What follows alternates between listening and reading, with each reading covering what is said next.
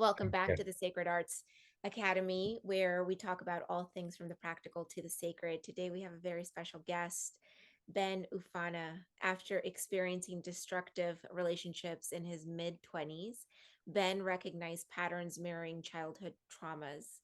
Drawing on intuition, he created intensive meditation practices to awaken innate healing intelligence. Following training with Horace Daukei and Chinese master Sifu Liang, Ben integrated Native American and Taoist practices. His healing journey inspires a comprehensive system, guiding others to release unhealthy attachments and attract meaningful relationships. Today, we're going to talk a little bit about how we go from heartbreak to wholeness and how he was able to fuse the native wisdom and martial arts mastery. Welcome, Ben. Hey, hey, Jesse. Thank you for bringing me on. Of course. Thank you so much for being on here. You know, you're a very interesting person because I have my entire life have been enamored with martial arts and the discipline that requires to be able to master that. And so I'm really interested to understand, or if you could share about your early experiences training with Horace Daukei, um, and what it was like to learn, this art from the Kiowa tribe. Okay, let me back up a little to the beginning just to give you context. So, from an early age and for decades, parents used the television set as a babysitter. So, when those cowboy and Indian movies were on and the natives were getting massacred, I'd be screaming and throwing fits. And but somehow I was just powerfully drawn to Native people, Native Americans, and also other indigenous peoples. And my fascination deepened in adolescence when I heard about the traditional Native American doctors and Vision Quest. And even at that early age, just thinking, if I'm ever given the opportunity, this is what I'll do with my life. By 17, I had saved up, bought a car, and had about $900 cash and hauled ass out of Texas. And my car got me as far as Oklahoma. And I landed in a community of predominantly Kiowa Indians. It's my dog in the background if you hear that noise. And so I started going into the peyote meetings, and it was not so common for them to allow non-native folks to go into the meetings, but for some reason, this native elder Jack, when his this one of my peers who he took in as a child, and he said, "Hey, Dad, Ben wants to go in the peyote meetings," and he said, "Okay." And despite the objections of some other native elders, he said, "No, this one's different. Let him come in." And it was during the peyote meetings that I first met Horace Daukei, my mentor, and the training was intensive. I mean, I was so afraid at first he would just say that, this is only for Native people. It doesn't work for other folks. But when I asked him and I was physically shaking, I was so afraid he would just dismiss me. And I said, I want to learn to do what you're doing. And he says, well, can you start fasting this weekend? And still shaking, I say, yeah, sure. And but when I met him 2 days later, after conducting a peyote meeting, he said, "Well, come out to New Mexico, where I'm living on the Navajo reservation. We'll get started." The training is so intensive. A lot of these individuals possess paranormal abilities, and he would transmit portions of his own healing gifts to me. And the force was so extraordinarily powerful, it would literally knock me unconscious momentarily. He'd have someone standing behind me to hold me up. And then, in order to earn the right to work with these gifts of healing, you don't just take it and run with the ball. You actually have to earn the right. So the vision quest is typically like you go out to 4 days and nights, no food, no water, alone in the mountains. And so it's going through the vision quest itself. There are times where you feel these other forces, other beings come to you, and they descend into your body. And sometimes you're having these intensely powerful visionary experiences, and you feel these forces or beings as it's happening. And there's very specific kinds of gifts and powers. These traditional native doctors, some of them worked primarily with neurological issues or digestive or respiratory or something. But the fact that I've gone dozens of times over the years, my range has expanded, which is good. In years past, there were many, many individuals who possessed these gifts of healing, but at this time in history, very few people continue doing these practices. And and the other thing is that as I've continued to go, is that over the years, was a lot of trauma from my childhood, adolescence that I suffered. And in many instances, while I'd be on the mountain, the memories, the emotions, all those vivid sensory impressions, all that would be coming back, many of which I'd completely forgotten, or even if I did remember it, I would be surprised or shocked to some degree of how I had continued to carry that. And I could feel the impact that it had had on my life. And there, I could see and feel these threads of these reoccurring events or patterns and how it originally linked to those early traumas. Hmm. Can you tell us a little bit about how are you still doing these types of ceremonies today? The Vision Quest, yeah, I'm not saying this to brag or impress anyone, but I've gone 61 times so far. And training both from a traditional Native American doctor and medicine man and also a master from China, it's a lifelong process. And the question for me is like, well, how long will my body allow me to continue to go? And there's always a desire to, like, I struggle sometimes to understand a lot of people in what I refer to as our Wonder Bread culture or dominant mainstream American society, because there's this superficiality in this thing like, people will show up for a healing session or something, and it's just, it seems like insane to me.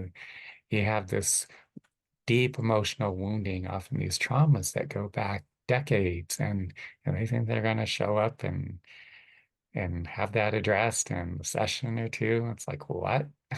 Yeah, no, I know what you mean because I'm a Reiki practitioner and I get a lot of that. And it's kind of like it's a lifelong journey Mhm. to unravel. And then, even as you're unraveling and healing, anything that you're living in the present moment, you might still be intaking some trauma. So you're constantly it's a way of living, it's a way of life, right?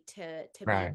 To be so present and in the moment, because what I heard in your story is sitting in ceremony with peyote or in your vision quest, it really is about mindfulness and connecting to Mother Earth, connecting to the plant, connecting to yourself. And we, in the Wonder Bread Society, as you called it, I think we're just so disconnected Very from much. all of that. And so I can absolutely agree with it's not a one or two session type of thing.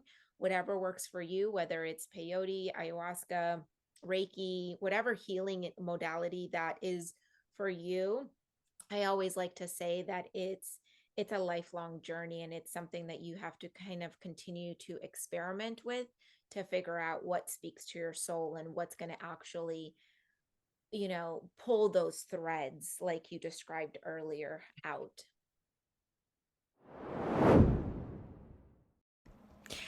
I want to thank all of our Patreon members for supporting the podcast and making all of this so possible. When you join the Patreon for just $3 a month, you support the learning and continuous programming of this podcast. Join today to get insights on before and after conversations, extra footage, and extra episodes. Join today on Patreon.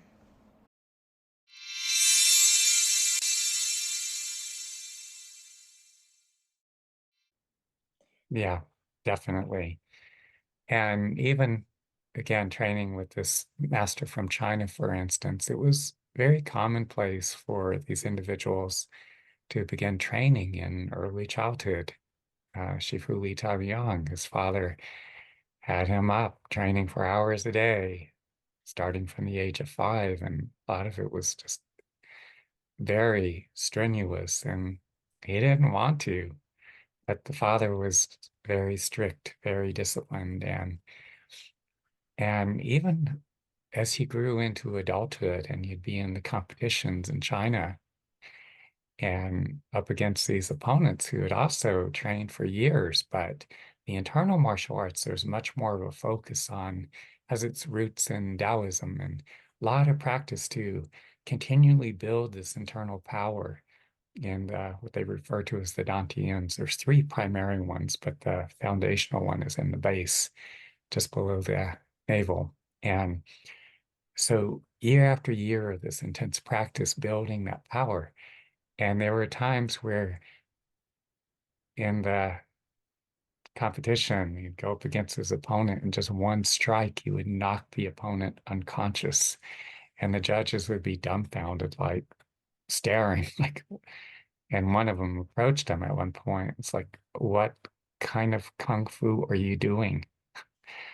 And the judge himself didn't understand. And some of these internal arts masters so extraordinarily powerful that if you were to try to strike them, they just redirect that force back into your body and it can do a great deal of damage. Or they strike you and it maybe ruptures the kidneys and you're peeing blood, or they send you flying across the room, flying up in the air against the wall, and then you collapse into a puddle on the floor.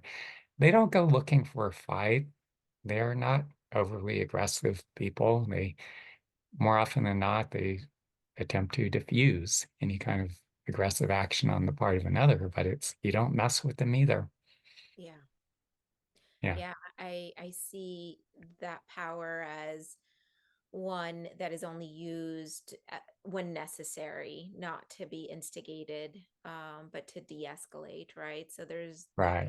I think that that's where kind of that art and that discipline comes in, because I think that studying martial arts also not not only allows you to be a powerful physical person, but also a very emotionally intelligent person. It allows you to sit with your emotions, and it allows you to understand how to um get rid of those emotions in a way that's nonviolent. It depends on the practitioner because in a lot of traditions there around the world, there wasn't that understanding of how to work constructively with one's emotions. And there are quite a few examples of individuals that I know of personally, people that I know the people they trained with, things they've shared with me, where, and it's the author, Robert Augustus Masters. He wrote a book called Emotional Bypassing, which I highly recommend. Or no, the book was Spiritual Bypassing. Let me be correct. Mhm. Spiritual Bypassing is his book that I highly recommend. His other book is Emotional Intimacy. So let me get that correct there. And but it's commonplace that in many spiritual traditions, they jump over the emotions just because there wasn't that knowledge or understanding. These traditions can be very rich, very developed. In many respects, people can develop to extraordinary heights. But I have witnessed, experienced firsthand that many of those individuals who have attained mastery, despite the fact that they possessed extraordinary power, they also got into some real trouble and sometimes abusing power because you can have are possess this extraordinary power. You could be a conduit, but we all, being human, we go through these experiences here on planet Earth, and sometimes they leave us wounded. And if you're not dealing with the emotional wounding, what happens is that the emotions, the traumas that you're holding within, and if you don't process, if you don't digest them, they're pushed down in the body. And even though you may not be consciously aware of it, it creates a filter through which you perceive the whole world and other people. It can really distort the way you move about in the world. And so back in the 1960s, that's when you started having a lot of these yogis, gurus, Tibetan lamas, and other Sufi masters and all. They were coming over to the United States and over in their own home countries. It was a more structured society and there were expectations and all that. But they get over here and it's like, the hippie culture and all of a sudden they had these groupies and a lot of them were acting out and sexually exploiting their attractive female devotees Mm-hmm. and it's turned into a big circus and some of them are still acting out to this day. So it's there's the spiritual discipline, but there's also the emotional component, and we need both.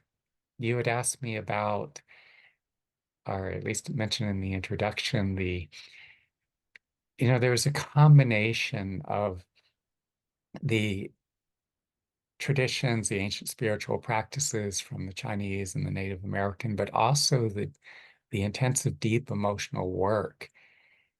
And had I not done the deep emotional work, and a lot of that resulted from a system of meditation practices that I developed intuitively, instinctively, and had I not done the deep internal processing of my emotions, those traumas would not have healed.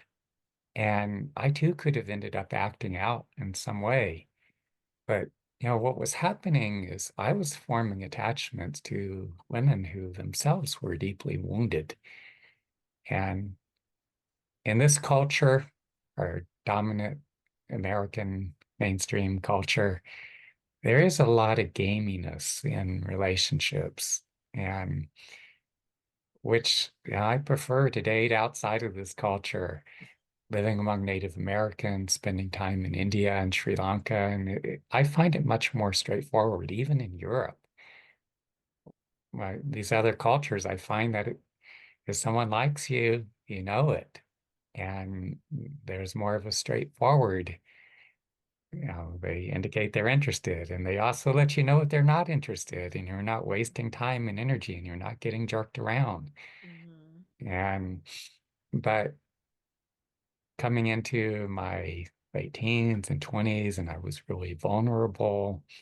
And especially when you come up out of a traumatic background like that, and you have these profoundly deep needs to love and be loved. And when someone, because of their insecurities and their own woundedness, and they have this need to receive validation by, and men do this too, but let's say some women, for instance, would have this need for validation to by getting men to pay attention to them. And, eventually in time, it was like, look, I have no need to prop up your pathetic, flagging little ego there. Yeah.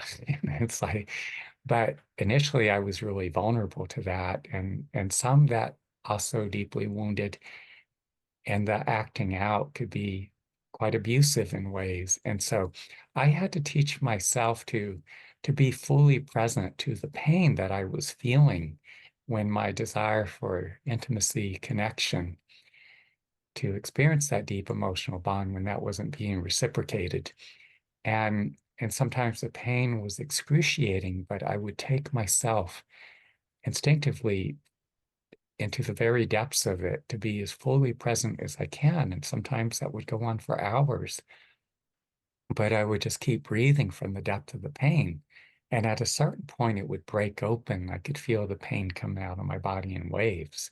Mm. And other times too, there would be a whole succession of feeling. It could start out with the hurt, but then maybe it moved to anger or it just all over the place. Sometimes there were times I was trying so hard to make the relationships work and I was avoiding the pain, but then when it would blow up on me, finally I would open up to the pain and then there was the exhaustion and there were those crazy feelings of like, oh, I'll never find anyone I can love like that again.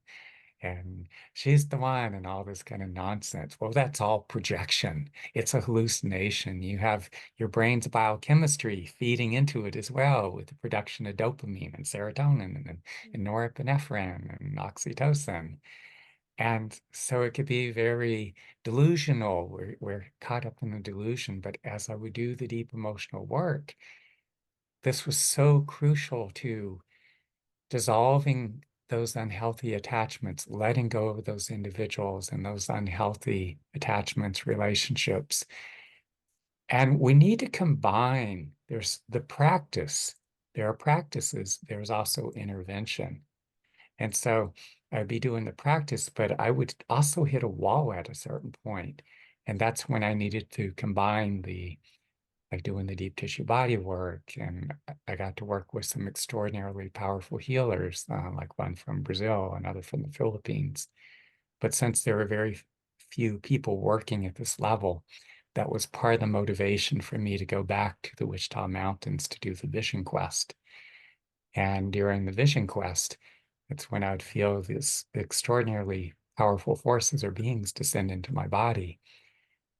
And these lived experiences, these traumas would be coming up and I could feel this powerful forces or beings and they want me to literally digest these experiences and they would be transformed in a way so that they became fuel for growth and it was building this foundation, this healthier foundation, internal models through which I could relate in much healthier ways. Mm. And then between the vision class too, as I started training with Shifu Liang, and he was teaching me the internal practices, the Qigong practices, those two, I would be doing that, and it would, in a whole different way, be helping me to build this foundation. And so I was combining these practices, these different practices, disciplines, and because there's no one thing that's going to do everything, we need to Right. combine the most effective practices and interventions. So again, I would do the Qigong, I would do the my own system of meditation practices. I'd go back to the vision quest. And and over time, it's just like you're continually building, you're building that foundation. You're becoming, through my own process, becoming more and more my best self. And and that's what I do is I work with people. It's facilitating that transformation. It's like, who are you here to become in this lifetime? Become your best self. And especially too, if we're too focused on finding that true love, that gets really unhealthy. The more that we can focus on healing ourselves, evolving, becoming our true being. And as we become the manifestation of that in the world, we're more likely to attract someone who we can truly resonate with. And we're more likely to be in the right places at the right time. And we're going to be more attracted to that kind of individual with whom we could form more meaningful and deeply fulfilling relationships. Yeah, I have so many questions just based on everything you just said. I want to touch a little bit about on a lot more on the heartbreak and the emotional aspect of it, but you said something earlier that was really intriguing and actually I'm very interested in because it's something that I look at constantly. So, speaking of like unhealed emotions, unhealed trauma, Mhm. sometimes we get attracted to other healers that have not healed themselves, right? And so you talked about the yogis back in the 1960s that, Hmm. are, we're now, it's coming to light about all of the sexual abuse that happened. And Hmm. then that also made me go down a rabbit hole on like cult leaders, because every now and again I'll come across a healer, or I'll enroll in a program where I'm thinking I am going to heal myself, and what ends up happening, there's like all these red flags of this person not being healed enough to be able to hold that space, or potentially running a cult, right? What I always say to that is take what resonates and then leave the rest on the table. But what are your thoughts around, these sort of kind of healers gone wild and cult leaders that, what do you have, like a hypothesis or an opinion around why that happens and is still happening today? Well, first, we need to be realistic here, be fully cognizant of the fact that we're all human. And maybe there are some individuals that, one who comes to mind is Shirdi Sai Baba, who was a Hindu saint from, I think he made his transition about 1917. There were a few others, but individuals like that, and I'm not referring to Satya Sai Baba, who's the more recent, the guru with the big afro, who, and he was like molesting young men and stuff. So let's make sure they're clear up that no one gets confused there.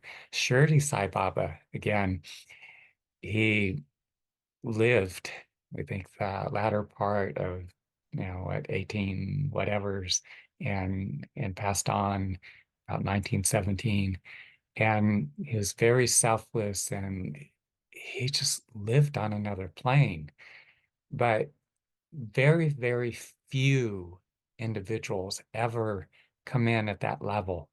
And if we expect someone to operate at these levels of supreme enlightenment or whatever you would call it, we're setting ourselves up. And there's somewhere Eastern European proverb, make yourself into a sheep, there will be a wolf behind the next tree. And so we need to be cognizant of the fact that even though you have individuals who possess various gifts or capabilities who have done extraordinary work, we're all human. I mean, I have my fears and vulnerabilities. I get a little cranky at times, and I strive on a daily basis to be my best self. And yet, at the same time, I want to make sure that people realize that, yes, I am human. And, but a lot of the reason why people get sucked into gurus and healers are someone who attained some level of mastery, a Sufi master or something, some other tradition. It reflects a lot of the fact that, well, their own emotional wounding and they haven't really dealt with it. The further you go in your own process, your own journey of healing, what I've found is that I recognize the woundedness in other individuals. And I can listen to them as they speak, and I can feel how they're wounded. I could feel the levels at which they're communicating. I look at their devotees or their followers or whatever. And sometimes it's very off-putting to me. Mhm.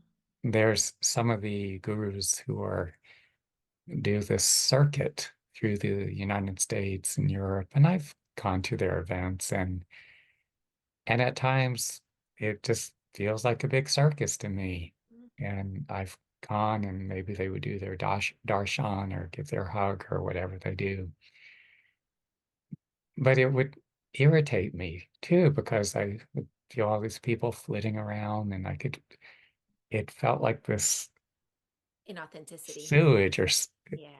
floating through the air of all this stuff that was broken loose out of people. And a lot of people are just unconscious of it. And yeah, it's a nice little hit of yogic bliss or something. But yeah, that's why on a daily basis, we need to be doing the deep internal work, working with our emotions Yes. to build that Yes. foundation.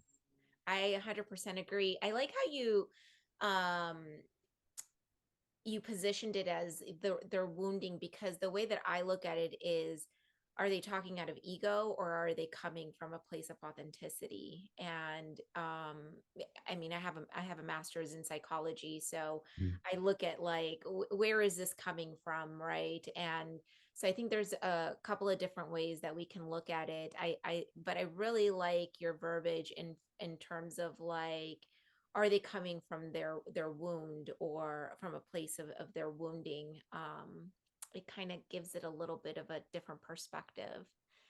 I And think too, addressing that a little further is that some of them definitely are, for lack of a better term, some unhealthy egoic state. But I also feel that there's a number of them. Again, we're all human, and they're probably doing the best they can with the understanding they possess. But yes, we all, every one of us have blind spots. We all have gaps in our understanding. 100%. Yeah, Nobody has the whole enchilada. yeah, exactly. Exactly. I like to say it in this way, like, oh, I see where they're at in their developmental stage Yeah. and I accept them for where they're at. But it's about identifying, right? And it goes back to that practice of mindfulness, understanding where we're at, knowing ourselves so well and so deeply that we don't waver. And I think that that's one of the main problems when it comes to some of these cults and Hmm. leaders that people get so enamored with, is like we're looking for validation, or we're looking for them to validate us in some way, that we kind of get blinded and we kind of give our power away, if that makes sense. It does, and especially going back to what I said earlier too, the greatest vulnerability is the fact that many of us we are profoundly wounded emotionally. We carry these traumas, and more so when we are resistant, to feeling, when we don't want to feel, when we want to jump over or escape Mhm. our vulnerability. Now, some of that wounding that we carry, it's not very pretty, and it can leave us feeling very undignified. And we don't want to acknowledge or accept these parts of ourselves. And when it comes to loving ourselves, if we're not allowing ourselves to feel and be present, there's this whole, oh, don't go there, don't acknowledge it, and jump Mhm. over, just manifest.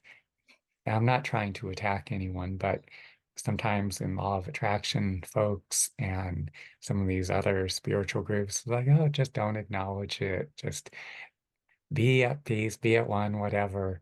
And it's, we need to fully acknowledge, to be present with, and to accept these parts of us that are vulnerable and wounded. That's where the humility comes in. I don't know who originally said it, but if you can't feel it, you cannot heal it. Mhm. Mhm. Yeah. I absolutely agree with you. I think it's so funny that a lot of the law attraction kind of experts talk about not feeling it and just positive vibes. And Hmm. I don't understand how you can change your vibration when you're still holding on to all of the trauma and not sitting with the feelings to let them go or to transmute them. Because if you're just ignoring it, nothing's happening, nothing can change. And so I absolutely agree with you in everything you just said. Well, again, I love this exchange we're having. This is important because people, again, having limited understanding, and whether it's through law of attraction. And there are a lot of people who can manifest. They bring their awareness into a certain part of themselves, but they negate or deny or compartmentalize these wounded parts. And then you have the people like some of the yogis, gurus, Sufi masters, and There's a Tibetan teacher, Chogyam Trungpa, and he had tremendous wisdom. He's really plugged in on certain levels, but yeah, he is also like a raging alcoholic, from what I understand. I've worked with people who were students of his, and one of them was telling me how he was just absolutely sloshed behind the podium, and he's like swaying back and forth like, "We're hopeless and helpless. We're helpless and hopeless." And so I've seen this acting out. I've been there in the midst of it, and it's pretty disturbing, but it just, I work with people, and when I'm working with them one-on-one, and I've seen these individuals, and they really make headway with the law of attraction to a certain point. But then there is the disconnect from those wounded parts. But that wounding is down there, and it's a festering wound. It's like you don't deal with it. It's an infection that's growing, and eventually it comes up and it swallows the person. Mhm. And then I see these others in these, what, Native American or yogic or other spiritual traditions or something, and and there's all this, like on one hand there's the light and the glowiness, and but then there's the toxic drama that's and so you'll have these, like, on one hand it's like day and night at the same time. There's the miracles on one hand, but there's this perverse dysfunction on the other. And because we deny our emotions, it creates this blindness to this whole layer of dysfunction, and people remain caught up in it. Mm, yes. Another thing that you had brought up earlier, and I heard in your story, is that you've gone through so many different modalities. You use not just like martial arts, but also Qigong, Mhm. and a variety of different things to be able to kind of pull those threads out and really come back to yourself and Mhm. heal from within. What do you think contributed to that curiosity? Was it the people you were around? Was it your own curiosity? Because I think that a lot of us are just so stuck in like, well, the only thing I know to do is either meditate or go see a therapist. They're not even aware of the range of all of these other modalities that they can be using to be able to ease that heartbreak, to be able to sit with those emotions. I struggle with that, to be honest, because, and I'll say it in the most diplomatic way I can. I think there are different elements or qualities to different individuals. And I want to, okay, on one hand, if we don't have judgment, if you have no faculty of judgment, you'll pick up any piece of fruit on the stand, even the ones that are rotting, that if you eat them, they're going to make you sick and vomit. So we need to have some kind of critical faculty. But I look at a lot of the ways that there's an enormous amount of disinformation that is being propagated in our political discourse, and there are so many individuals who are feeding into that, especially into the far right wing. And some of that is, yeah, we have whole networks of, that, people are living in Foxlandia, and you even have like, the Russia has engaged in a psychological warfare for, and it's not just recent, it's gone on for decades. And I see how easily people's minds are manipulated, and they buy into these really bogus conspiracies, like, the Super Bowl win that just happened, and there's this conspiracy about how, Taylor Swift and all this, and it's like, oh God, people's minds are really that small and weak and buy into this crazy nonsense. So there's like on one hand, there's the intellectual weakness. So that's a component of it, and that people can easily buy into disinformation and conspiracy theories. And and again, we're living in a very complex world. I want to tie this back to the question you're asking, is that we need to have this intellectual curiosity to understand, intellectual and emotional and spiritual on all levels. We need to have the curiosity, this desire to learn and to understand more. I was looking at and I apologize if I offend anyone, but there's an element of some of the people who identify themselves as conservative so much, and it was breaking down the psychology, and it was like there's more of an inclination to identify with the tribe and just wanting to have something that, okay, well, I like to believe that, and as opposed to, and I've seen people go to the extremes on the left. Back in the 80s, there are people that, identified as a communist. It's like, what, are you insane? If you go to, and I've spent time in former communist countries like East Germany, and well, they had reunified by that point in Laos. And and I know how people suffered. I have a lot of friends from the former Eastern Bloc countries, and the stories they tell me about the craziness. And yet I knew people who identified as communists. It's like, what? Are you insane? And so either extreme, both left or right, um, can go into that. But there's a tendency for more people on the Democratic side at this point is where there's more of a desire to understand, more of a desire for fact-based. And so there's again there's sometimes a component of intellectual laziness. There are a lot of people in our society like, yeah, I just want to get comfortable. It's some of these people who show up for a healing session or two, and it's like, just fix me. And whereas there are these individuals who are committed to deeper understanding, there are individuals who are committed to truly wanting to do whatever it takes. Like I was so wounded. I was so damaged because of the wounding, the traumas that I carried. And it's like, I cannot live like that. I don't care what it takes. I'm just going to do it. And all the things I put myself through, you know, going into those emotions, despite how painful they were, sitting the 4 days and nights. I'm not sitting the whole time. Sometimes I'm pacing back and forth. My dog's being a little unruly. I'm trying to get her to settle down as I speak. But um, anyway, multitasking.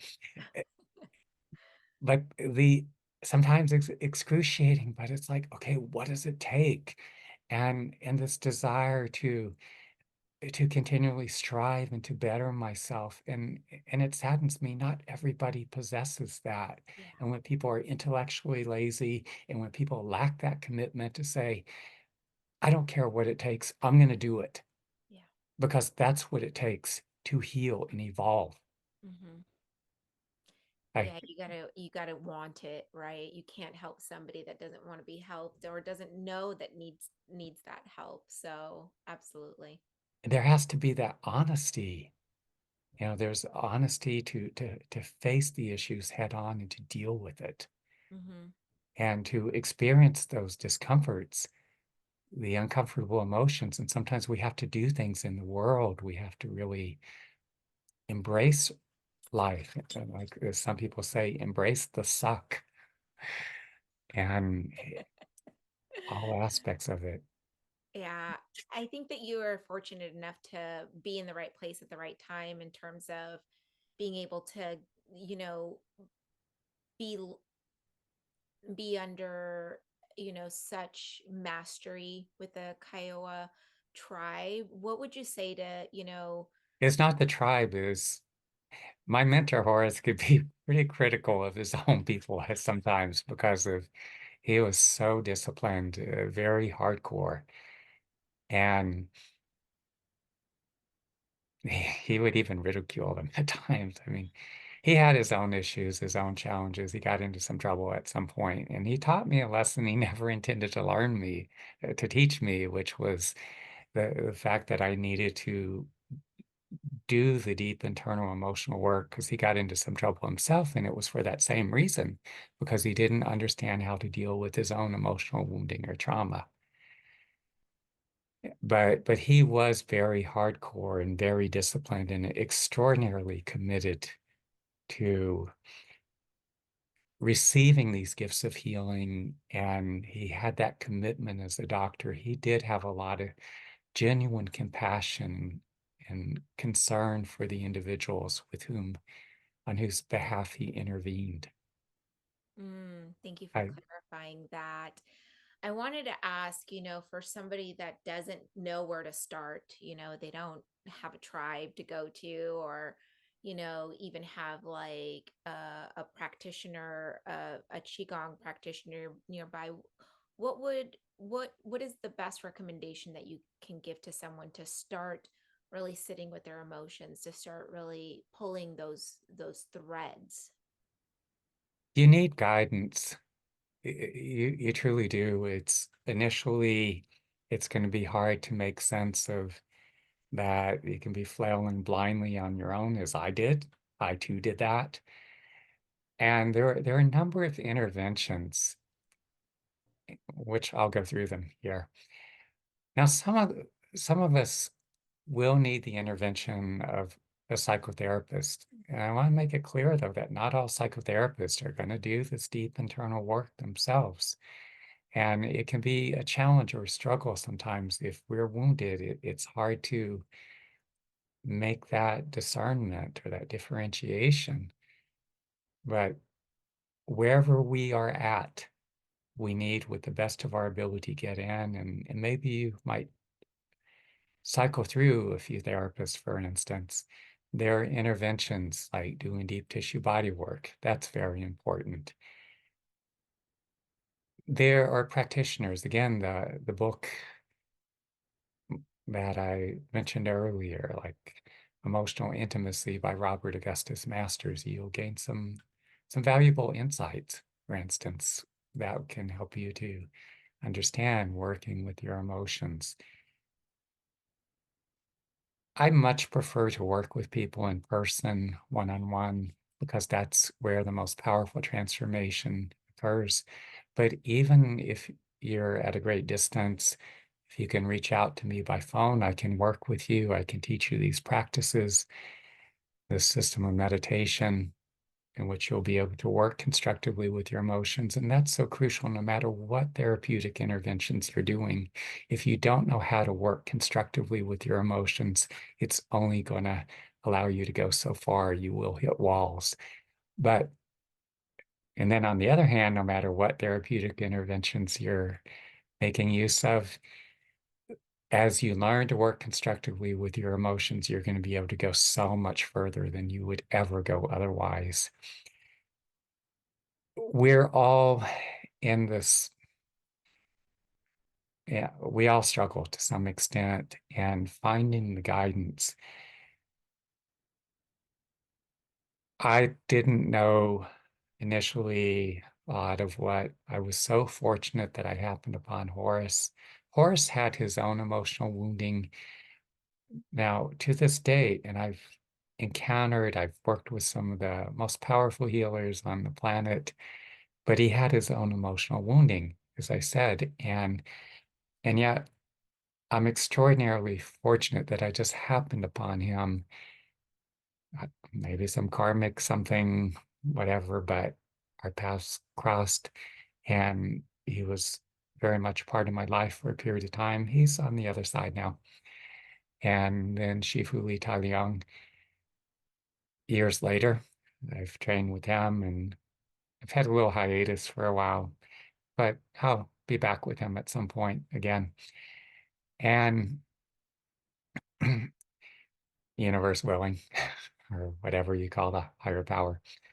And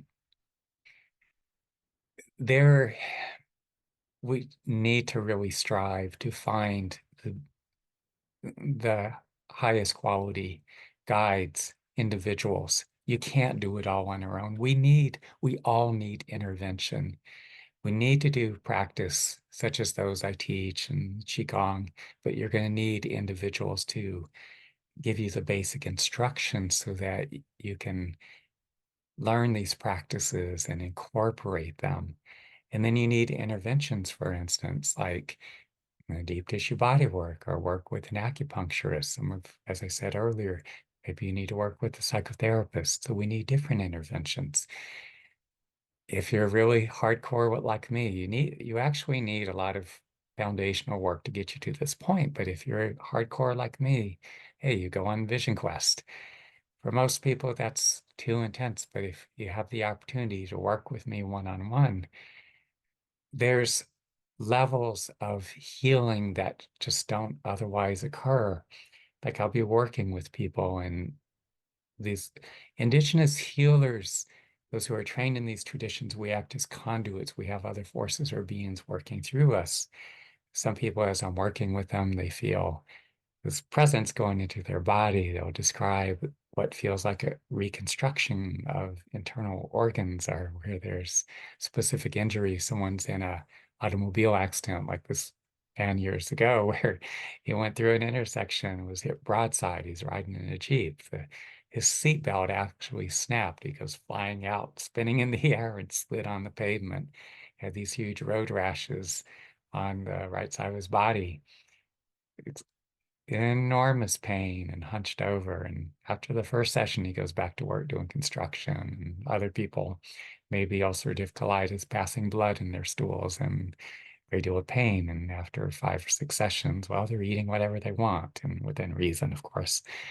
And so we need the intervention of gifted healers. And a lot of times, what they refer to as the chakras, layers of the aura. I look in people's subtle bodies all the time, and when people carry a lot of this profound emotional wounding, the traumas that they carry, and the chronic stress, and a lot of people are not fully rooted in their bodies.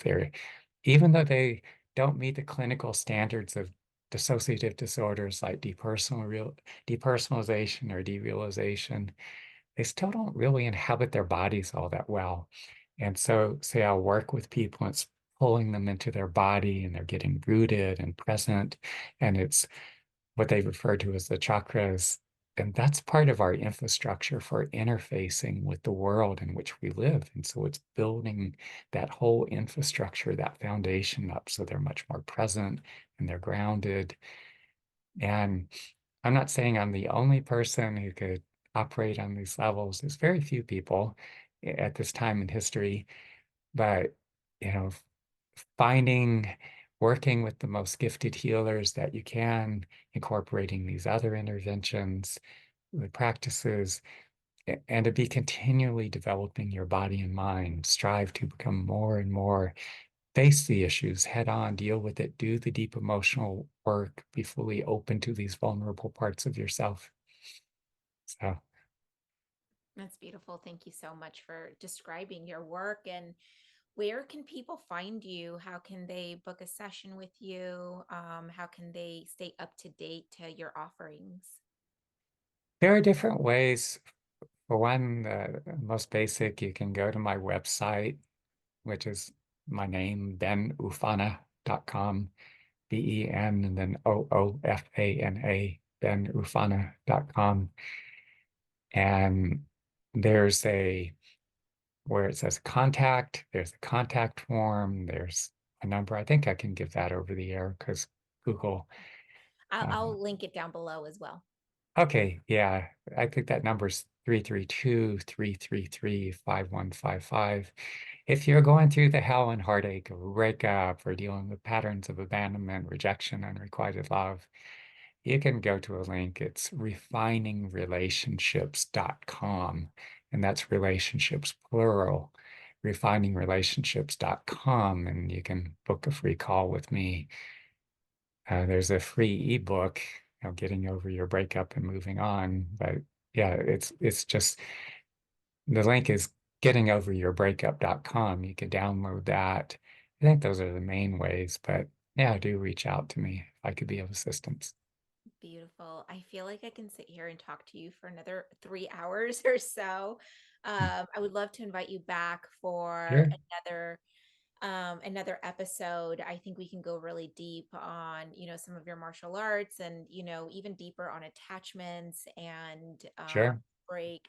But this was all very fascinating. Thank you so much for coming on to Sacred Arts to share your wisdom and what you have to offer to our audience. And to our audience, if you enjoyed the episode today, please write a review down below or comment, interact with us, and like and subscribe. And I will see you next week.